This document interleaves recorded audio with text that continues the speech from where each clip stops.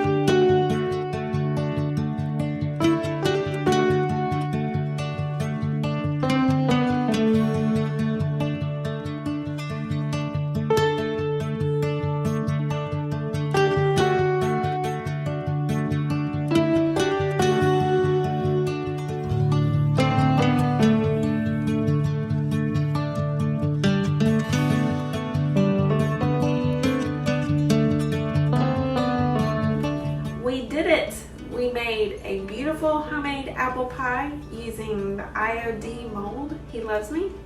So just for you, I'm going to drop the link below for those two recipes. I don't know about you, but Eric and I are getting ready to have a piece of pie. So if you like this video, give us a thumbs up and subscribe, and thanks for watching.